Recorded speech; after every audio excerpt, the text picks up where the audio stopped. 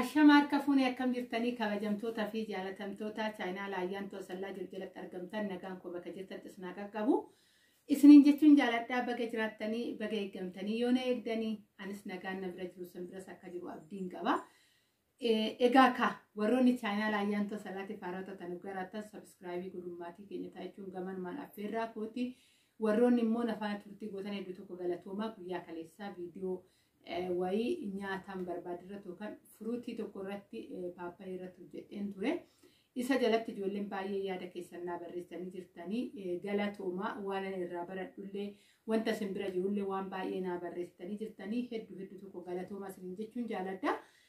Egaa kan namni jedhee jiraan dooktora marii hin deemu guyyaa kaleessatti dubbadhee ture. Namoonni baay'een amma miidiyaa irratti karaa adda addaatiin barumsa hin argatu. Jedheen ture akkasuma jechuudha komentii jalatti waa baay'ee naa barreessaa turtanii hedduu tokko galatooma. Isaan keessaa kan isin anaaf gorsa laattan osoo hin ta'in ani kan irraa dubbachuu dhufe waa lamaadha jechuudha. Tokko waa'ee hojiitiif kan bu'aa na gaafattee jira. Tokko immoo baay'ee laphee koo kan na cabse keessaa obboleettiin tokko maallaan jettee rabbiin si haa gargaaru nagaadhaniin lama si haa godhu naan jettee kaatet. Mee anallee du'aa naa godhu kan kadhannaa keetti na yaadadhu anis nagaa dhangalee akkan dhala koo ijaan argu jettee dhugaadha. Miira kana abbaa keessa jirutu iyyuu beeka jechuudha. Keessattuu dhalarraa fagaatanii gaafa jiraatan miti kanaa miti namni hiriyaa isaa onlaayiniin jaalateef iyyuu akkam akka sif jedhu namoonni ni beektu jechuudha. Kana waan jedhu inni naa ta'aa osoo hin ta'in jaalaluma uumamaatiin jechuu koodha. Dhalli immoo sirraa fottoqeetoo ba'ee gaafa irraa adda baatee jiraattu hawwii fi dheebuun keessa kee ture warroonni kana keessa jirtan hundi keessan hin beektan isaan keessaa nama tokkoon ture. Dhugaa bira darbuu hin dandeenye jechuudha. Komentii obboleettii kana hedduu tokko irratti dhagahamee hundi keenya akkasuma. Ani guyyaan ofii kooti guyyuma nagaa kana waan hin taane yeroo keessi koo sodaatutu iyyuu jira jechuudha. Baay'ee ulfaata. Kana hundaa immoo galata Waaqayyoo akka eenyumtuu keessa darbee dhala ofii nagaadhaan argu abdii guutuun qaba Waaqayyoo jechuudha. Obboleettii kootiin kanan jedhu akkuma nama kamuu akkuma nuyi argine kana galtee dhala kee nagaadhaan akka argitu abdii guutuun qaba. Rabbiin nuti barbaannee miti hir'ina keenyaarraa kan ka'e dhala keenya jibbinee jaalannee osoo hin taane dhala keenya jibbinee osoo hin taane dhaba keenyarraa kaanetiidha. Kan dhala keenya gannee deemnu malee jibba dhala keenya qabaannee jibba eenyumtuu jechuudha. Biyya ofiituufuu jibba qabaatee baa namni jedhee yaadu. Isa yaada daldalaa hoo haasa'a malee jechuudha. Inni warroota daldalanii dhiisee jira.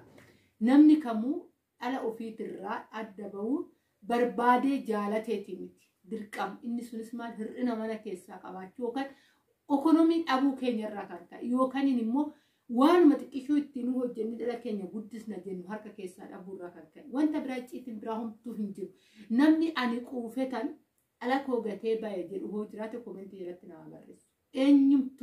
Eenyumtuu sareenuu ilkaaniin nyaattee dhala ofii guddifatti. Ilkaaniin ciniintee bakkatti dhokfattee akka namni jalaan tuqne bakkatti jijjiiraa. Yoo karatti namni jalaa arge karaa biraatitti geeffachaatidha guddifatti sareenuu. Nuti warra sammuu qabu. Nuti nama yaaduu danda'u, nuti nama dubbattee kotteedhaan socho'an dhiisate jechuudha. Dhabni waan nama hin goone hin qabdu dhala ofii gannee baana. Kanaadha. Waaqayyo immoo nu gargaaree nagaadhaan inni kaleessaa darbee ganaa nama haarawaa taanee dhala keenya wajjin akka jiraannu rabbiin nu haa gargaaru. Ishiidhaaf illee kanuma nama obboleettii koo wanni si hawwu jiraate taanan rabbiin seenaa kee jijjiiree harka kee guutuu godhee baajata ati barbaaddu don ta'in baajata rabbiin kee siif barbaade siif laatee dhala keetitti nagaadhaan si haa galchuun hawwii kootiif kadhannaa kootidha. Rabbi si gargaaramu nagumaan dhala keetitti galtee akkuma nama kamuu as keessatti dhugaa ijoolleen baay'een gizee meeshaa hojjisiifatan keessa koo kan tuqamu hin jiru. Algaa anaa fi ijoollee laman qaba keessattuu tokko faan maallaan jettee ijoollee laman qaba. Ijoollee san jidduu kanas seenee ciisu algaa bal'aa wayii. An abbaa manaa kootiin adda baheetu jira kan naan jettetu jira. Gizee tokko nuti bakka maal jedheen dubbadha waa'ee keenya jechuudha. Bakka manuma mana wanti dhokateetoo jiru waan danuutu jira jechuudha. Akka waan numa bichaan rakkina qabnuutitti dubartootumti bichaan akka dirqamatti ta'ee ijoollee kana guddistuutitti of laaluutti jira biyya keenya keessa wanti hiikoo hin qabne jechuudha. Keessattuu haadha manaaf abbaa manaa jidduu wanna hiikkoon qabne danuutu jira. Gaafa adda bahu makaraan kan ijoollee ishuma inni yookaan yoo daamostan nyaate taqorraacii wayii teechisa tanumaadha jechuudha. Rabbiin nu haa yaadatu oole. Kana hundaa kan fide dhaba. Namallee kan walitti buusu dhaba. Oduu akka biyya ormaa qabeenya qabaatanii wanti hundi jiraate hinna ishee osoo hin taane hinna qabeenya inni dafqa ofiisa wajjin jiraata. Kana rakkoon jiru kanaadha. Gisee baay'ee hiikan kan jiru. Haaftaamii waliin hiiku. Darbee takka yoo taate malee haaftaamii waliin hiiku. Caalaa dafqa ofiitti jaalatee jiraata jechuudha. Kanaadha. Waan biraa keessa seenee waa'ee gaa'ela namaa haasa'u kootiif osoo hin ta'in kan obboleettiin kun jette keessa kootuqee inni lammataa ammoo obboleettiin tokko maal jettee mee maaloo kanarraa naa hojjettu. Ani biyya galee mana nyaataa banee maashina daabboo illee bitadhee daabboo makkafaafaa yookaan akkafaafalee yookaan hiree daldaluun barbaada. Akkami akkisaa nabaasaa kan jettudha jechuudha. Yeroo baay'ee waan nyaataa kanarratti wanti bilchaatan baay'ee of eeggannoo fi fokusii nama barbaachisa. Wanti bilchaatu wanti bakkatti nyaatamee mana keetii miti. Haga kana maxanii haga kanaan hojjedha jettee kana hoon jedhu abdiisin kuttichiisuu osoo hin taane ittan deema obsaan na dhaggeeffadha. Shiroota cilfaa lama hojjettee nyaattee distii dhiqxuu miti manni nyaataa. Of eeggannoo barbaachisa. Nama si barbaachisa. Nama si oo'isu haga namni si barutti. Nama teechorra taa'ee bakka akka namni argu bakka kana waan gaarii wayiitu jira jedhee namni akkasitti dhufu kan taasisu namallee si barbaachisa manni nyaataa. Nama seenee bahu manni nyaataa waratan nyaamidha. Keessattuu immoo iddoo murteessaadha. Yeroo baay'ee mana nyaataa tokko wanna hojjetu iddoodhaaf itti hojjetu murteessaadha. Hatta kanaa miti jechuudha. Buna amma namni kun barandaa qabatee taa'u. Amma immoo bakka tokko hin jira bakki hojjetaan baay'atu bakka karaa mattalaalafaan baay'atu. Yeroo qursii ofii misaa ofii odoon beekin iraataa manatti galtutu jira. Waanan taajjabee jira magaalota kana keessatti jechuudha. Yeroo misaa sa'aatitti mattalaalafaan bootaan teessu yeroo dhabbitu jira jechuudha. Adaamuma kana keessa bakka gurguddaa iddoo inni sun maaliin argama? Bunuma jechuudha.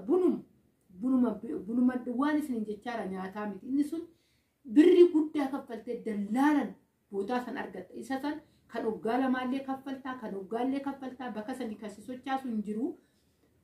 Inni sun maalinni waan hojjetu fireeshii hojjettaa.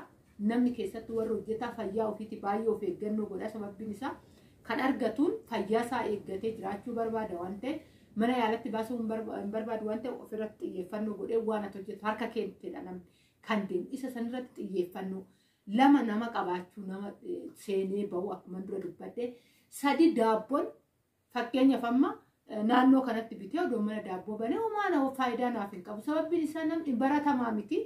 Namni mana ofiitii kan nyaachuu bareeda. Yoo akkam ijoolleen barbaade darbee guyyaa lama guyyaa sadiin booda yoo ijoolleen barbaade bitaniin alatti baratamaa miti. Daabboon hiriiraan bitamu iddoo qaba. Amma fakkeenyaaf daabboon sa'a 4 waggaa ga'e daabboon hin jirre hin jiru. Nargamu numaayyoo jechuudha mana tokko. Ganaa haga bilchaatutti maashinii mana qabamu haga bilchaatutti yookaan deemtee deebite yookaan teessee eeggatutti naannoon murteessaadha. Ati eessatti banta?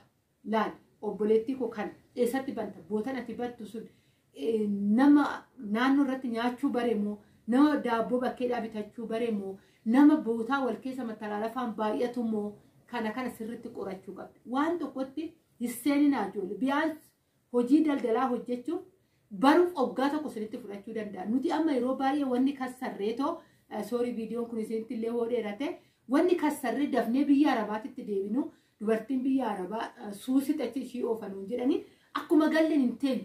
Isa rakkinaa achiisan arginee waan dhufneef in taa'u bakka birriin qabu kanaan dafeen hojjedha innet waan qabnuun bibbinee of harkaa birrii jirtu finnee hojii sanitti seenne. Gaafa hojii sanitti seenne hojii san qoranneetti seenne. Hoyiidhaan seenne malee gaduma deemaa gaafa taa'itiitti teenyee gaafa maalan ta'a jennutu jira. Harki keenya gaafa qullaataaf. Amma yeroo kanatti nam leenjii seenutu jira. Daldalaaf namni qarshii baasee leenjii danuun arge. Yookaan immoo ogeessa isa barsiisu kafalee bira dhaqee sirriitti qoratee barreeffatee waa san irratti hundaa'u hin milkaa'u.